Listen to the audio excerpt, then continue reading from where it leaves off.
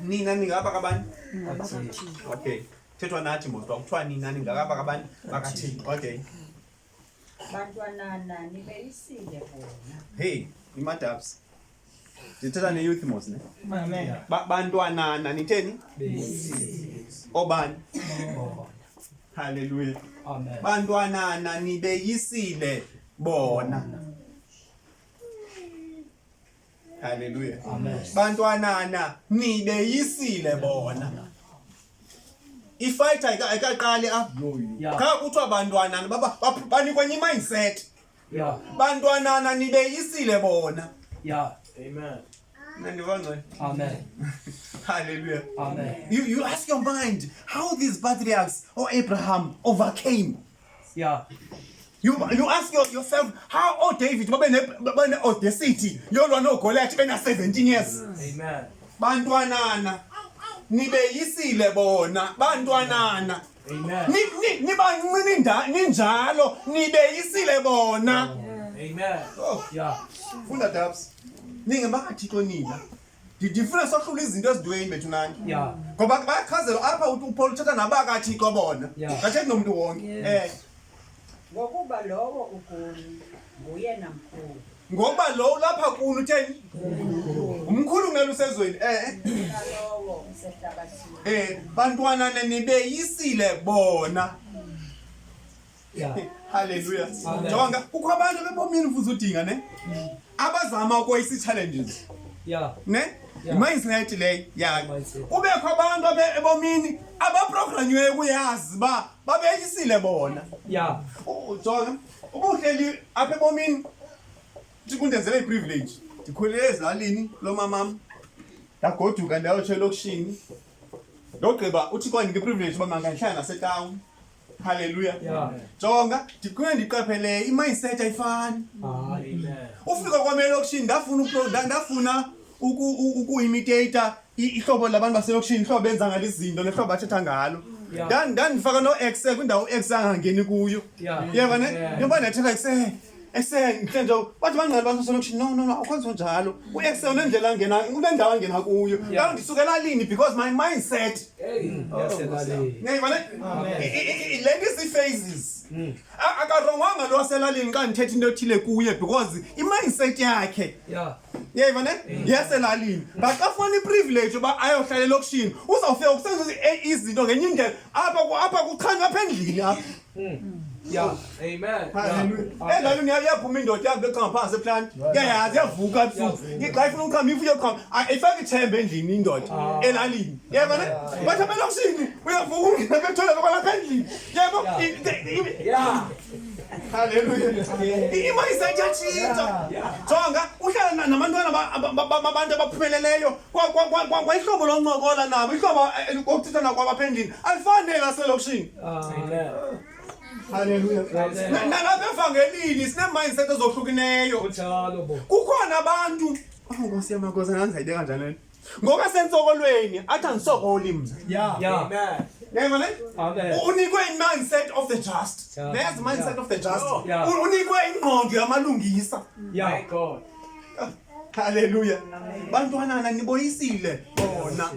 Yeva ne? Khusa umntana wakho omncinci phakathi bane-challenges. Bantwana nibeyisile bona. Umncinci akami na-challenges kodwa ngixela Jonga uboyisile bona because lulapha kuwe mkhulu. Amen. Yeva ne? Uyakuprograma kwenye level of understanding. Uqathi bane-challenge. Akathuswa Nkosi yami Nkosi. Hallelujah. Aboyiswa zizothuswa ebusuku. Uprogramnyiwe bantwanana nibeyisile bona ngoba lulapha kuni umkhulu kunaliphi usezweni. Hallelujah. Amen. That's what we call the mindset of the just. Funda but sikhona nifuna ufika kwa verse 5. Verse 5. Yes. Bona ngabehlabathi. Bona ngabantwana bethu na. Bona ngabehlabathi anifani nabo nina. Yeah. Bona ngabehlaba banendlela abacinga ngayo bona. Yeah. Ngenxa yoko. Ngenxa yalonto Bathetha okwehlabathi. bathetha okwehlabathi. Iyadabs Ihlabathi liyabemba ke. Liyabeva ihlabathi. Verse 6. Thina singabakathini. Okay, Dabs. Flip uthi chapter 5 verse 4. Khona ndifunayo. Chapter 5 verse 4. Yes. Okay, inhloko ndaba ukhono loKristu. Okay. Verse 4. Ngokuba konke okuzelweyo nguThixo. Yo. Niyayiva le 20? Yo. Ngokuba konke okuzelwe ngubani? Sisifunda ilizwi manje izinterprete okwalo. Konke okuzelwe ngubani? Umbuso uzawuke ngoku sizelwe thina nguThixo. And uyimamele la verse ayithanda bonke abazelwe nguThixo. Yeva ne? Ithe konke ukuzelwe. Xa uThixo akazali thina qha, uyazala nezinye izinto. Amen. Yeah. Hallelujah. Zikhona ibusinesses ezingazalwanga nguThixo. Yeah. Zikhona ibusinesses ezelwe nguThixo. Amen. Kwazi nipha konke okuzelwe nothi abazelwe nguThixo. Yeah. So ndiyazifaka pha ndizelwe nangubani nguThixo. Ithi ngeBhayibhile funda Dabs. Amen. Konke Yeah, no, yes. Okay. Yilave Kuyaleyisa ihlabathi. konke kuzelwe nguThixo kuyathini?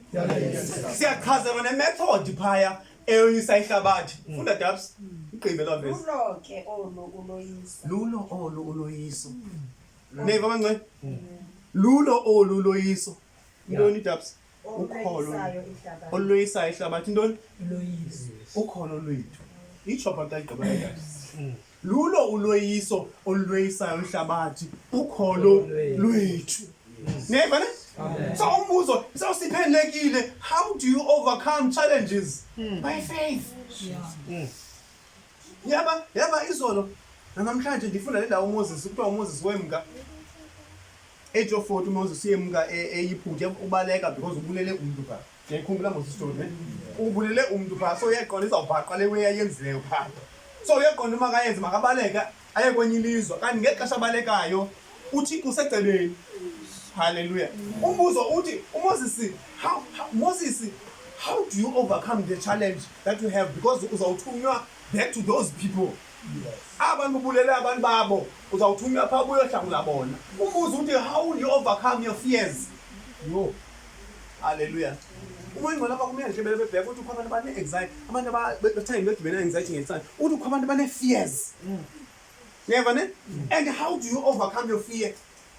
I'll tell you the easiest way of overcoming fear. If ungumuntu bayenza, I think bayenza abantu abancane heights. Xa senqane heights uhamba aye kwi hiking ne. Into hiking la. Afika botshelwa ngantambo pha. Aye ezantsi. Ngiyikhumbula mos lonto. Kwenziwa lonto because ifear ihlobo overcome ngalo uya kulento, uyanqoba kulento oyikayo. Hallelujah. Amen. So how do you overcome it? All the challenges abantu asifani. I-challenge yakho mama yo challenge yomnye umuntu. How do you overcome? Qala overcome ifear. Ngandibone mother sisi umuntu challenge. Kubantu abagulayo bonke bane fear of death. Ngiyeva ne? Ngathi ngizwa ngimithiko. So ndinenyongo, ihlobo ndivomtha ngandivomtha ndaziva nesiba ingathi ngizawuphuma ngumphefumulo. Imithando zona ayithandazayo phana athi Thixo ngiyacela ngenxa yecebo lakho. Fear of death. Andithandazi kuba ndiyathandaza kha ndithandaza out of fear. That was wrong. Amen. That was wrong. The fear of what? Of andithandaza out of faith. Hey. Hallelujah. Hallelujah. How do you overcome your fear? How do you overcome your fear? Because abantu abathe ngiqabela abantu abaninzi bane anxiety, bane fear. And abanye sebane fear of the unknown. Kwathiwa kuye xa uhamba kwindawo emnyama uzogqila isibhoko. Yabo? Imosi yayena ngoba zange nasibona isibhoko nonke. Ngeva ne? Few of people beke bayibona loo nto leyo. Imosi yenzani ibone but because uprogramwe ntoni? Ifear. Amen. Ngiyayibona? Uprogramwe ifear. Umna into engasenzela yona. Ngandiphansi bawuphela la kwathi uma uzibona ngoba mina sayi ngaziyenza. Ansingakwazi uyochama ngalo ngenxa yesibhoko manje ngihambe nye. Enzanga ndasibona nje nganga ngasibona. Ngiyayibona? Ezinye izinto Nkosi yamakhosi. Amen. It's not necessary bazikho. Kazikho kuwe. Amen. Yeah. Kanye inzima lo ngithini? Azikho ku. Azikho kwazi osendleleni yakho. Yeah. Kodwa ndangisoluka ndangisoyika nenyoka ngqondo Thixo wambanga nonyoka kwelibhoma Nkosi yami ngingayithini le nto leyo andidibani nenyoka andidibani nenyoka but ngoku indlela engingawiki ngayo inyoka. Why?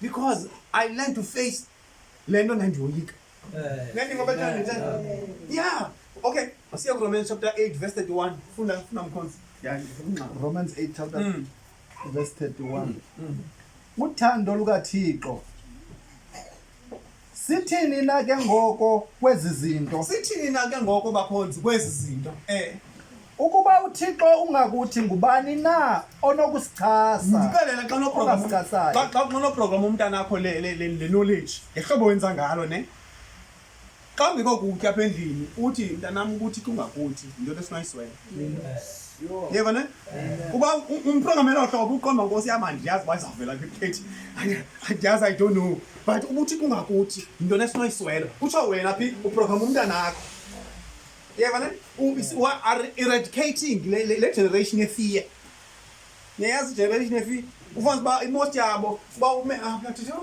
bakhonzi ndoyika into ethile bakhonzi it has to end manxele hallelujah hallelujah overcoming the fears yeva ne fears of the past abayazi banye abantu fear of failing yo hallelujah unoloyiko loba uzawufeyile ebomini jonga ngedibana nabantu ne-mindset zabantu uxoncola nawo uve inkosi yami ikhona ingxaki apha lo mntu lona akana overcoming spirit inside yeva ne akanangxaki lo mntu akanangxaki ininzi into zakhe zihamba kakuhle ingxaki lapha ngaphakathi iprogram yakhe uprograme rongo yeva ne i-mindset yakhe irongo hallelujah okay funda speed reader sithini na ke ngoko kwezi zinto ukuba uThixo ungakuthi ngubani na ongasichasayo uba uthi kungakuthi ngubani otheni hallelujah ngiyabuza umuntu ngo how do I overcome challenge there's an answer there yeva ne greater one is in me yeva ne andoyise wena sikelelo kanjani challenge nondoyisa before ningene challenge niyaniva ne ndoyisa before ndingene challenge ndiseloyisile hallelujah Amen. andingomntu ohambe ngqoba ii-prayers mother ndihambe ngqoba ii-prayers abantu ndithanda abakhonzi ndithandazele ndithanda abakhonzi ndithandazele noma ndihlatyelwe imeva nje into bendinozikhupha ngokwam iyabo bendinolikhupha ngokwam ndicela ndithandazele no hallelujah uyazihlelweni into benzulu mfusunisovo ethi we have to raise a generation of warriors I think I touched it on Friday one kanti ndithe nje kancinci we have to raise a generation of warriors ube yi-warrior apha ngaphakathi kuwe noma ungakhulu outside but be a warrior inside hallelujah okay khawuleza sipipita lowo Xebe ungamconganga owakhe unyana okay go yeah verse 35 jump because verse 35 ubani na oyokusahlula eluthandweni lukaKristu iza kubalela pha yeva ne iza kubalela izinto pha into onokohlulani phi elithandweni kaThixo into enokuseparator kwi-covering of God okay ubani na onokusahlula eluthandweni lukaKristu yimbandezelo na zimbandezelo i-tribulation enye into bangcwele andizoyicacisana ngako babayazi abanye abantu into ekuthiwa imbandezelo ayo-challenge nje the normal one yenye i-challenge xa kuthiwa umntu usezimbandezelweni hayi ukwenye kwezinye ii-challenge ezimbi hallelujah okay iyabuza apha yimbandezelo na luxinaniso na yintshutshiso na yintshutshiso na inomohlula umntu elithandweni kabantu hallelujah yindlala na uyabuza uba indlala na i-challenge ezi zibalwa apha zii-challenges kaloku because kuyakwazi umntu uze enkonzweni hey abanye abantu bayazi uqala uthi ukhonza i-gospel ukhonza apha evangelini sakhonza silambile uze enkonzweni konkonto endlini uhambe usenkonzweni and ufika uncume nabanye abazali enkonzweni kube manje yeva ne ulambile wena bese usibona abahluthi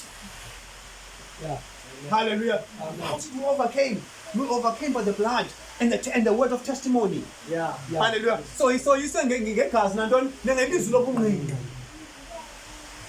zangathanda inkupheka usithatha sibeke phezulu yeva ne no we didn't do that we followed the Christ we followed those people babethetha ifaith safollow uthemba kwabo bubuze na ndiyabuza uba into zakohlula ethando kaThixo bubuze na yingozi na likrele na njengokuba kubhaliwe kwathiwa ngenxa yakho sibulawa imini yonke ngenxa yakho sitheni because i-Christians kwezinye indawo ziyabulawa like literally killed not spiritually dead niyayibona babulawa ngekrele kufaka ukrele apho kuthiwa confessa uyesu lapha eAfrika futhi nokuthiwa ayitsho uyesu inkosi utsho ngokuba uyesu inkosi kuhambe iswed niyayibona so kuyabuza uba ezazinto eza challenges how do we overcome them because abanye babo bebulawa nje is because of they lack knowledge.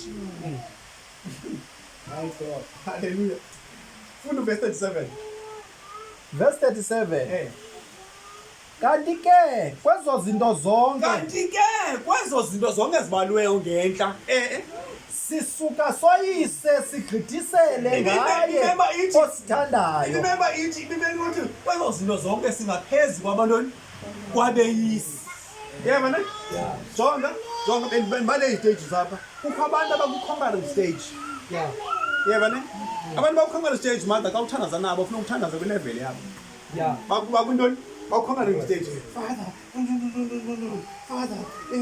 nakwazi ukuhlupheka kodwa sayame ngawe nakwakwenzi nanto hamba gqala ngalibazi uyabona uba okay apha semba ku-conquering stage aba yabona ngabantu abamthembileyo uthixo enhliziyweni zabo futhi bayi-conquering stage apha isizwe so stage xa kuthiwa you are more than an overcomer uthiwa you have passed the conquering stage long ago. Iyavakala nithi sakayevakala iyavakala uthiwa you are more than a conqueror remember you have passed indlala you have passed ubuze yabona you have passed all those things that are uzipasela kuwe ngaphakathi jonga libanga balithele lento leyo iyathatha lento kaJohn lento yoba uJohn babemthatha bamfaka ezoilini nakhumbula mosana bamthatha bamfaka emlilweni bamthatha bamfaka lento ayenzeki into ngumuntu yena into lo wayebhetele ngayo niyiva bethu lento into lena kafakwe oilini yena angathi le kafakwe emlilweni dathi angathi. It's because he passed the stage. A stage what also is overcomers. Who more than an overcomer? Amen. Hallelujah. Praise God. Hallelujah. Amen. Hallelujah. Amen. Oh, hallelujah. Amen. Okay, last scripture, Hebrews chapter 11.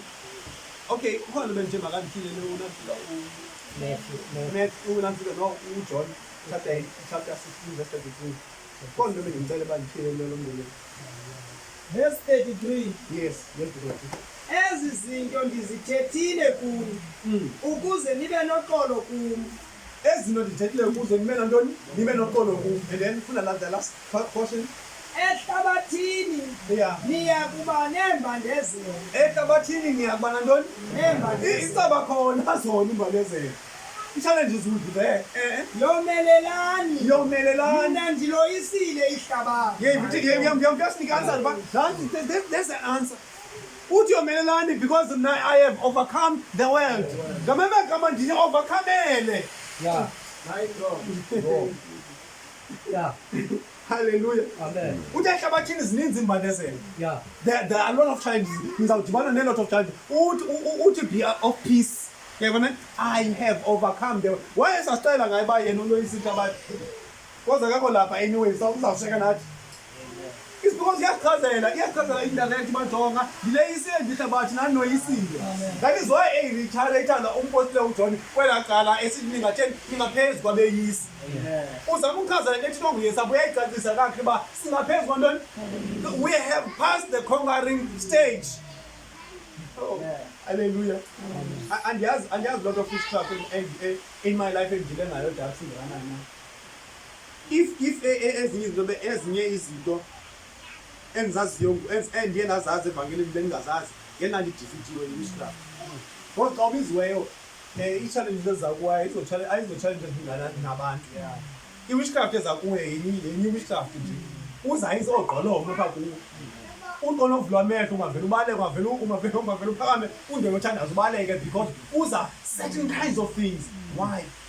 It's because of the calling. Xa ujongwa wena ujongwa as isiqu mama uncaphayo ujongwa as aba bantu baza kulandela okanye bazawuva ivangeli ngenxa yakho. So xa zi-challenges apha komfuzi kuza ii-challenges zaba bantu kuwo.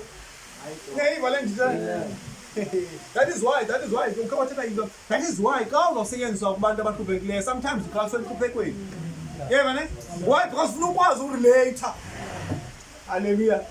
Ufuna ukwazi urelate kuthetha baba bethu nani ndiyayazi nami inhlupheko. That is how Paul esichazela ukuthi ngiyazana nezinto zonke, ngiyazana nenhluthe, ngiyazana kanti nentoni nendlala. Kodwa because izinto zonke I stand. Hallelujah. Okay. Yeah, in Hebrews 11. That's the last scripture.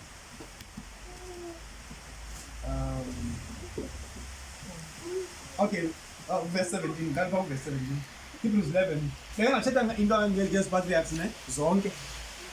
All of them they overcame. And siyachazelwa lo wa-overcome kanjani. Umzekelo ukuthi kwicase ka-Abraham kodwa makahambe ofara Isaac. Ngiyakhumbula manje thatha unyana wakhe lokuphela kwakhe. I-challenge leya awuthatha umntana wakho lokuphela komzaleni. Like literal, not by faith. Uthatha umntana wakho lo literal umthatha umsefa uyomnqumla ngoko. Anqumle kwanguwe. Into ozakwenza sacrifice xa ufika phaa nguwe uzathatha umntana wakho umnqumle wena ngokwakho. Ogqiba umtshise phaa abe lidini ngokwakho.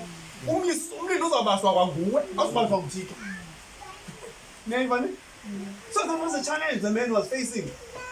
Because uThixo zamchazele into anayo to back off his mind. Amen. Amen. Verse 17. Verse 17. Ngokholo uAbraham wamnikela uIsake akulingwa. Waye owamamkelayo ngovuyo amadinga lawo. Enikela okuphela kwamzalayo. Verse 18. Ekakuthethwe kuye kwathiwa iya kubizwa ngoIsake imbewu yakho. Ecabanga ngokuthi uThixo unako ukuvusa nakwabafileyo. Verse 19. Yes. Concluding that God was able to raise Isaac from the dead, from which he also received him in figurative sense. Concluding that God was able to raise him. Any indlela yokweyisa difficulties ngithena ne-levels zokuqonda ne. Any level yokweyisa difficulty, the power of imagination. Neva ne? The power of imagination. If wena because we raised kwi-family ehlutshwayo kuyo nawe into ebonayo ubona inhlupheko uzawuhlupheka ebomini bakho. Yeah. Awuthi utata wethethetha yini wathi mina mntanami zange ndaba nayo le zange ndaqhuba moto zange ndanayo nale so nana ndiyi-expectanga ntoni loo. Yeva ne? Iyayiwa ilotha ntoni phaa? Ilotha i-power of ntoni? Power of imagination. Yeva ne? If wena japsi nje uphusa abantwana bakho phaya wena ube nendlu mhlawumbe engu-6 room and then abantwana bakho ubabona beba no-6 room, it means nilethwa phaa in power of what? Of imagination. So how do you overcome? Hallelujah. See what God sees about you. Sees what God sees about you. Sometimes noma bimagazini Nkosi yami asentshela nabantu bakholwayo. Hallelujah. Sometimes noma bimagazini wezinto zo 5 million 10 million ubonke wenza into akudala senza abantwana asiqeda neemoto mosidala ukuthi indlu yami le ukube mungu abantu befethu bamungu moto yayazi nalo nto. So how do you overcome challenges? You overcome them by faith. But how? By faith. There are things you have to say out. Uthi indlu yami le ngizawuhlala endlini ye-10 million 10 ngenye ixesha ukuyisithethe mani utojonga mosuba ziyashiyana nazinto iprices zazo bakodwa 30 million koma yabona noko besendikhoya no le 5 hayi ngiyawulita ukuye kuleyo yonqenayo futhi le 30 million uthi hey indlu yami ndifuna uhlala kwendawo enje ngeke babancane njani. And eventually jonga these things will happen in our lifetime. Yeah, man. And isuzwarisha ba izakwenzeka kanjani na. Sometimes uthi kuzayenza nasebantwaneni bakho but uzawuyenza le nto senhlizweni yakho. Jesus. Hallelujah. Hallelujah. Jonga phako kwenu. Nkosi yami ngiyabeka kanjani. Phako kwenu kukho abantu nje ukuthi nqapha ezala abantwana nje. Kukho abantu phaya, kukho abantu kufamily nganye abazi trailblazers, sithi trailblazers ne. Ngome magama uba ukho kwesidanga pha kulanda uqale kwakho ngaye. yeva ne usati pattern generations ezandlayo ba apha ke singabantu abafundileyo so wakwadibana neefemeli ezinjalo mfundisi udibane neefemeli zakuthiwa apha singabantu abafundileyo and okanye umxelelo apha ifemeli rich thina so sukandathendi wena xa ungafuna ukwenza nto because apha si-rich apha sisi-businessman siyifemeli ye-businesses apha yeva ne think of it singathatha the same mindset siyi-aplye in everything that we do yeva ne everything that we do si-aplye the same mindset uba apha apha siyifemeli yabeyisi apha yeva ne siyifemeli yabeyisi akho mntu apha kule family akho family ingenazithunzi zayo nani ngiyayazi akho family ingenabantu bayo abanansi it's just that abantu ababoni wena in the picture hallelujah Amen. Kwezi ifamily kwezi zilisha ufuna umntana pha mother oki drugs kwezi family zilisha mina abantwana bakhuswa kahle nguye yedwa ecaleni kuthele dume yedwa ecaleni it's the mindset because abazali bakhe bazama ukumnika i-mindset but kangayithathe don't i-mindset of what of the rich. Hallelujah. Hallelujah. So in all, how do you overcome challenges? By what you see in the power of vision. Yeah, mama ngani njira. The power of vision umuntu wonke apha omtshantela abantu bathi kakhulu. Umuntu wonke apha umzoba ne-vision deal. Ufunde ndethanda ngithola umsongo mina sengizibona ndipassion ndishumayela kwi-nations. Yes, that's a vision. Yabona uzawuphuma kwentyombe izakwenzeka ngathi nje bangeva umangcwele izakwenzeka yonke lento ayithethayo. Engakwenzeka. And ngexesha lokwenzeka kwaye sizukuyilwa. Funeka uhambile xa funeka utheni wabentshilo ngaletana. Bafuneka uhambile. Xa funeka uhambile, funeka uhambile. Praise God. Yeah, it's a power vision. Ndiyayibona le nto and ndiyayikholwa and iyakhelekile ebomini bam. So next shot endayo funeka kuyokwenziwa le nto. This is just a training ground for you. But le nto izakwenzeka. Hallelujah. Hallelujah. Jonga, if umntana omncinci ngoku asibe nevision man. Yeva ne? Emntana ndingayileka kancinci vision sibona imoto yakho, sibona indlu yakho, sibona okay, uzawudibana nabantu abadala abangenazimoto, abangenazindlu, abangenabantwana and you like ask yourself so xa kukho abantu abadala abaphumeleleyo nabantu abadala abangaphumelelanga then unandichuza uba kwabaphi the choice is yours. Amen. Yeva ne? Ngechuze but into endiyaziyo mna wonke umntana olapha omele bone-vision xa umama akho nyhani ekwazi ulikhulisa nade nangako into eshotayo yi-vision umama akho sozabe ne-vision for you. Yeva ne? Your dad will never have a vision for you. Nguwe uzaba ne-vision for you. Yeva ne? And I think also we need to monitor our children. We need to monitor these phones. Never, because they bring vision. Kaloku abantwana ziyabapograma ezi phones. Ukuyithanda yimi uyibujonga uba kwenza omnye umntana ubhaqwa ngumama wakhe kuye. Umama ifethi ifoni uyi lapha ecaleni xa beku-WhatsApp jam. Umama akhe ayithi nqa le phone nje use-online ngathi khimthela no-sugar daddy. Because nenzekayo i-vision ikuxelela laa mntana uzawukhule njani laa mntana. Because yonke laa nto iphazamisa ijaya phandle i-vision nayo and abazuphela osugar daddy baphandle. Osugar daddy bayaqhuba baphandle bakhona and basazawuqhuba babe khona nguwe ozawutshuza uba wena ufuna ntoni na and ezi zinto funeka sizithethile because if asizithethi bazawugaxeleka abantwana bebancinci. Mna yabona le nto ithethwa nguthixo ukujela athi sukuthi uyi-youth ayithethwa nguthixo qha iyathethwa nasehlabathini asukuthi mncinci na-16 yi-1 ungayintangam yebo ungayintangam and sibabonile abantwana bana-16 bengenwa ngootata abadala yebo babe nothetha isixhosa phaqe benothi ayikhinga ngeni nxa ibe na-16 yebo yenzeka into yenziwa ngabantu abadala ngoku ena-16 niyandiva ne yenzeka into le nto yenziwa ngabantu abadala yenzeka ngoku ena-16 adamithe omnye umiswa ngusugar daddy. Why? Because ulethiswa the power of what? Of vision. We have to give these children a vision. Hallelujah. Even youth, even youth, we need a youth that has a vision. And what's my vision I overcome? See, zingabi izinto sizivuleza abantu abasuka ku-rural areas like myself, abasuka ku-rural areas kodwa abaphumelele namhlanje bahlala ku-top houses in town. Bangabi, many of them. and all of them uyababuza baphendula into different, but if uyakwazi uyiqokelela ibe igama elinye sepower vision ndazibona ngexesha ndisezilalini ndihamba long distance ezinde siye esikolweni ndithi ndazibona ndiligqwetha today. Yayibona ubugqwetha ndiqalanga ngoku ndibe ligqwetha way before. Nandiva bangcwele nje andibanga ligqwetha ngoku ngosimbona ligqwetha no ndibe ligqwetha my vision.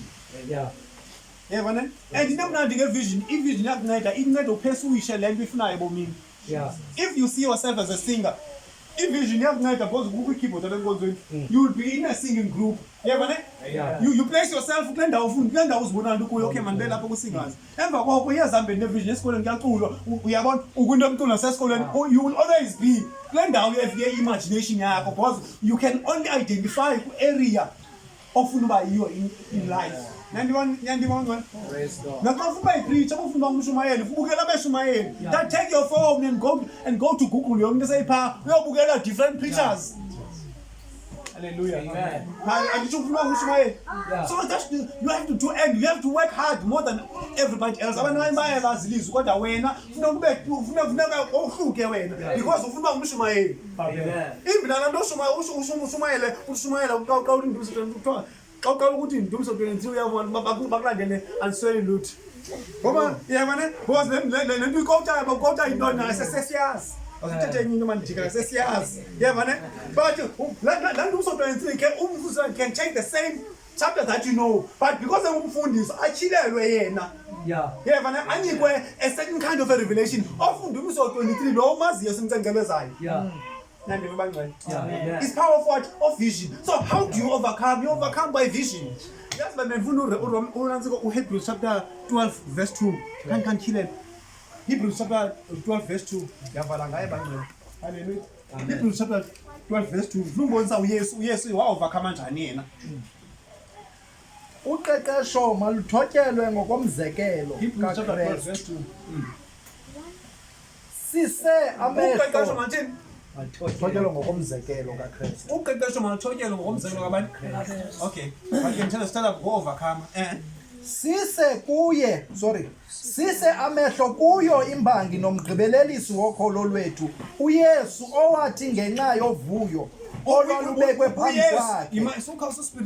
uYesu ngenxa yovuyo lwatheni olwalubekwe phambi kwakhe. ngenxa yovuyo lalibekwe phambi kwakhe olavuyo kwabanye abantu aba-understand that choice uthena the glory ne because of the glory that was set before him. Itsho iBhayibhile because sesingesi ne because of the glory that was set before him. Ngamanye amagama wabona uzuko olubekwe phambi kwakhe because of the glory that was set before him. Wawunyamezela umnqamlezo. Yayivana wawuthini wawunyamezela intoni wawuthini uYesu zangaye kwafuneka anyamezele because ngoke nguThixo ithi wawunyamezela intoni umnyamezelo enye ipower yokuovercome endurance. Amen. Awufuna siqhathane ne enye ipower yokuovercome intoni endurance lunyamezelo. Bakhona abantu manje noma singathanda zasithini bafika phakathi kwethu singathanda zasithini kufuneka be-endurile. Kufuneka benyamezele sifocus i-challenges zabo because kukho into efuneke yenziwe usikelelo seyisedilile nalo subject leyo ne kukho into efuneke yenzeke umonde funeka utraine umonde kubo yeva ne ukulinda izinto because abanye abantu bakhulelwe baspoiled yeva ne buthe ufuna into ethile kwabo iyaphuma yeva ne ngokubomi ke ngoku bujongene naye yena yedwa abasekho abantu abambhekishayo so unida la muntu uthe umonde unida la nokuthiwa intoni unyamezela. That's why besoyisakala abanye abantu even kwi-relationships zabo boyisakala because abanamonde. Izinto bayedidapsa yenze ngehlo bayifuna ngalo then that's not it. Never ne which is a wrong concept. Hallelujah. Amen. Hallelujah. Amen. Tell me what it means ne hallelujah.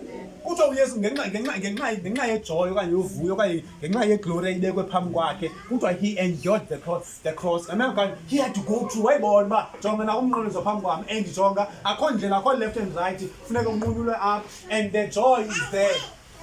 Hallelujah. Abanye bethu go through difficult situations ne and it doesn't matter what kind of situation that you go through yona endure the cross. Yeva ne endure the what? Endure the cross. Abanye phofu nithi baxayile mama ba-endure uqeqesho. Yeva ne abanye nje baninza nje endure uqeqesho. Yeva kwabantu umfundisi bomkhalimele entweni erongo ayenzayo that person uphumile kuyo.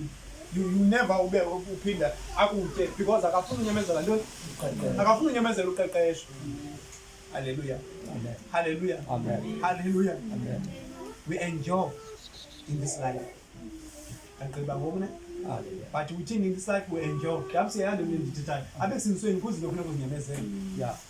And kusenkonzweni ucimba wena uzenkonzweni because ucunga kuloo nkonzo akuziba koo challenges, you are wasting your time. Indawo enomuntu phakathi noba kuphina wona kusemsebenzini noba kusenkonzweni noba kuphina if uze ucimba wena awuzufumana challenges. Abanye abantu abazanga kule nto uze kuyo bonke apha enkonzweni.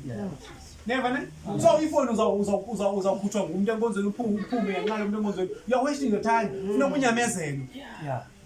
And nalo uyalidinga olanyamezelo because luthe nawe enye into. Mhlangothi abantwini ngabantu balithanda, so you never lead people ungazange ulinde nawe. Nandibona you will never lead people ungazange ulinde nawe. You never uteach abantu unyamezelo kodwa wena ukwazi uthini akwazi unyamezela wena. Akho nto wena okwanyamezela in life. Hallelujah. Amen. I'm not talking about abuse mbethwana siyavana ne? Yeah. Tell me abuse because umuntu akwazi unyamezela. Anyamezele kanti lo muntu uhleli ku-abuse. Until abuse apho. Hallelujah. Amen. Those are the challenges if never is in our lifetime. Amen. Amen. Amen. Manje ngicela ke vuka. Bama ngibiza abantu abangasizwanga.